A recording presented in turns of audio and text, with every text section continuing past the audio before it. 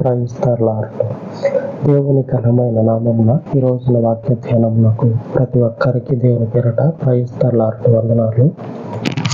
ఈరోజు వాక్యంలో మనము దేవుని వాక్యాన్ని ధ్యానించుకునే ముందు యేసు ప్రభు మత్తయి సువార్తలో నుంచి ఒక మాటని ప్రస్తావించి శిష్యులతో మాట్లాడతాడు.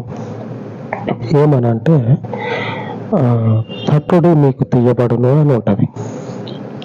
అంటే అర్థం ఏంటంటే మనకున్న అవసరాల విషయమై ఏ అవసరత ఉంటుందో ఆ అవసరతని దేవుని సన్నిధిలో ప్రార్థించి ఆ అవసరం నిమిత్తము మనము మన పని మీద బయటికి పోయినామంటే ఆ పని మనకు నెరవేర్చబడుతుంది. తట్టమని చెప్తా ఉన్నాడు. తడితే ఆ ఇంట్లో మన అవసరత ఏదైతే ఉన్నదో ఆ అవసరత మనకి తీర్చబడుతుంది. తట్టిన తర్వాత కూడా ఇంట్లో మనకి సంబంధించినటువంటి మన అవసరం తీర్చే వస్తువు లేకపోతే వ్యర్థం అనుకోవచ్చు లేఖనము. కానీ లేఖనం ఎప్పుడు వ్యర్థం కాదు కదా. దేవుడు చెప్పినట్లు మీరు తట్టినట్టయితే మీ అవసరత తీరుతుంది. మీరు తట్టాల. తడితే ఏం జరుగుతుంది అంటే తలుపు తీయబడుతుంది. ఆ ఇంట్లో మీకున్నటువంటి అవసరత ఏదై ఉన్నదో ఆ అవసరత తీర్చబడుతుంది. ఇక్కడ అర్థం ఏంటంటే తలుపు అంటే తలుపు కాదు, ఇల్లు అంటే ఇల్లు కాదు. ఉద్యోగం నిమిత్తము లేదా మన అవసరత ఏదై ఉన్నదో ఆ అవసరత నిమిత్తము బయట పనికి మనం వెళ్ళిన అనుకుందాం. పని జరిగేది ఉన్నది బయట మన అవసరం తీరేటట్లుగా. పోయిన తర్వాత మన అవసరత మనకి తీర్చబడుతుంది. అది జరగనిదైనా సరే తీర్చబడుతుంది. ఉద్యోగం కావచ్చు, లేకపోతే ఇంకోటి ఏదైనా సరే కావచ్చు. తడితే ద్వారాలు తెరుచుకున్నటువంటి ద్వారాలలో నుంచి మన అవసరత తీర్చబడుతుంది. ఈరోజు మన వాక్య ధ్యానం ఏమిటంటే 116వ కీర్తనలో నుంచి 17వ వచనం. నేను నీకు కృతజ్ఞతార్పణ నర్పించదను, యెహోవా నామమున ప్రార్థన చేసేదను. దేవుని పేరు మీద ప్రార్థన చేస్తే ఏం జరుగుతుందంటే ద్వారాలు తెరవబడతాయి. ఆమేన్. ద్వారాలు తెరవబడతాయి. ఎంతటి బలమైనటువంటి ద్వారాలైనా సరే తెరవబడతాయి. ఎంతటి బలమైనటువంటి ద్వారాలైనా సరే తెరవబడతాయి. నా జీవితంలో నేను అనుభవించే ఉండాలి.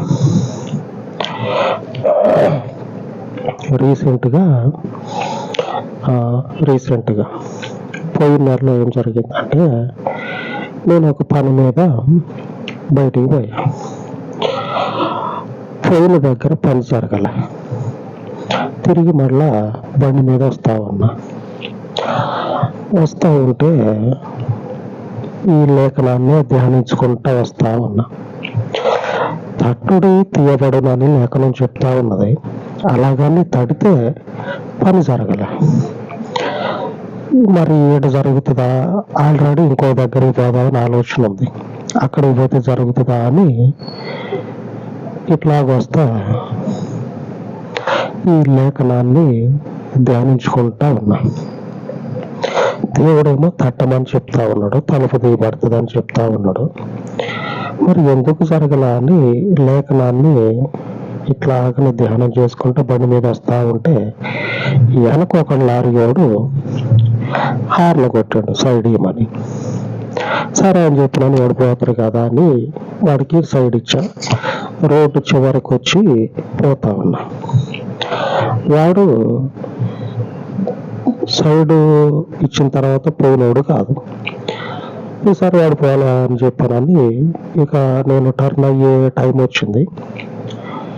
నేను టర్న్ తీసుకోవటానికి ఇండికేటర్ సిగ్నల్ ఇచ్చినాక వాడు సైడ్ ఇచ్చినప్పుడు ముందుకు పోకుండా ఇండికేటర్ సిగ్నల్ ఎప్పుడైతే ఇచ్చానో అప్పుడు బండిలో కూర్చొని మొత్తుకుంటా ఉన్నాడు ఒకటే. వాడు చూడండి మొత్తుకుంటా ఉన్నాడు ఒకటే. పోయేటోడు, నాకు ముందే పోయేటోడు, నేను వాడు ఎప్పుడైతే హార్న్ కొట్టినప్పుడు సైడ్కి జరిగా, అప్పుడు ముందుకు బాగుచ్చాడు పోవాలా. అట్లనే ఉంది. ఇక నేను సైడ్ ఇచ్చిన తర్వాత కొంచెం దూరం పోయినాక నేను టర్న్ అయ్యే పరిస్థితి వచ్చినప్పుడు టర్న్ కావటానికి ఇండికేటర్ సిగ్నల్ ఇచ్చి టర్న్ అవుదాం అనుకుంటా ఉన్నా. వాడు లారీలో కూర్చొని మొత్తుకుంటా ఉన్నాడు ఒకటి. ఈ సరే అని చెప్పానని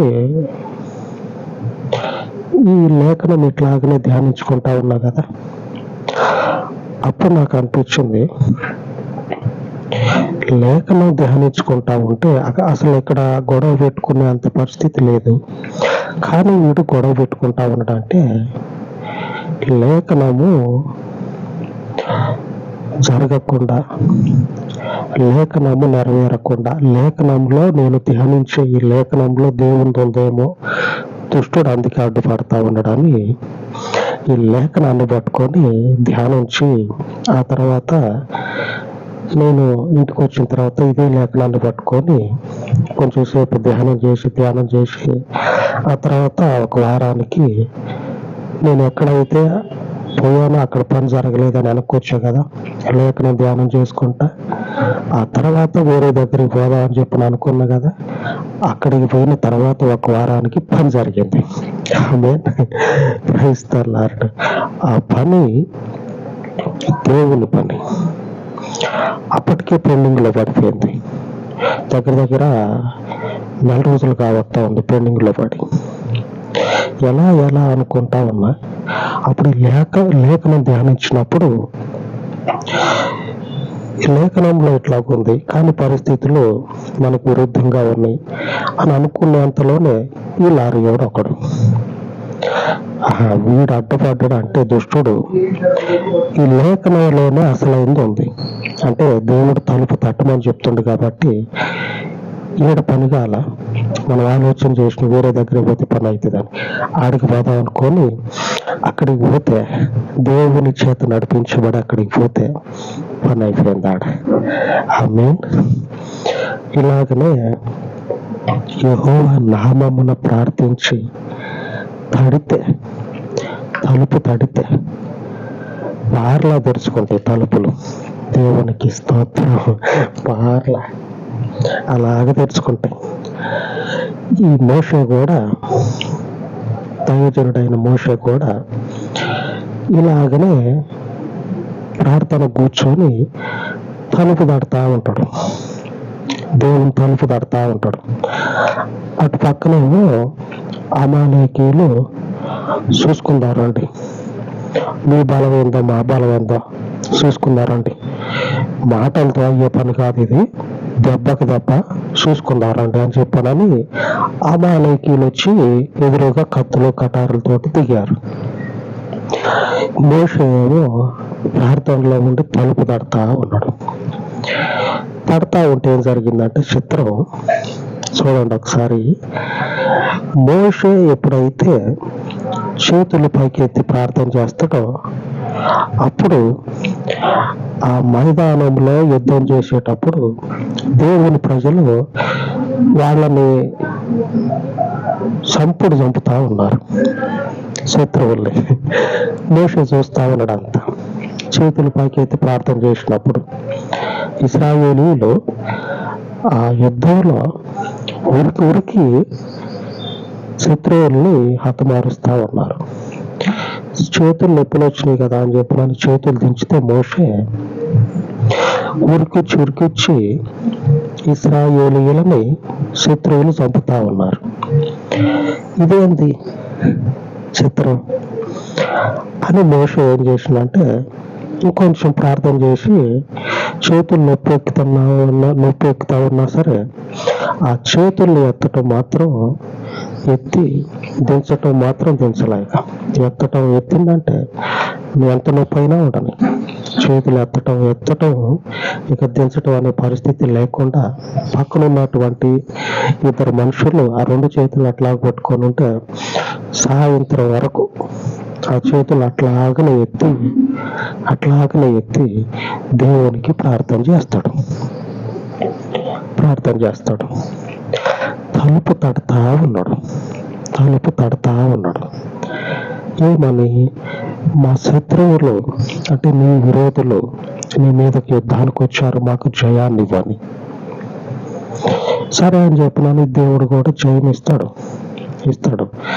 ఆ ప్రార్థనలో ఉన్నప్పుడు పరిశుద్ధాత్మ దేవుడు ఏం చేస్తాడంటే ఎలాగ తడితే అవసరత తీరుతుందో అలాగ పరిశుద్ధాత్ముడు మనల్ని నడిపిస్తాడు.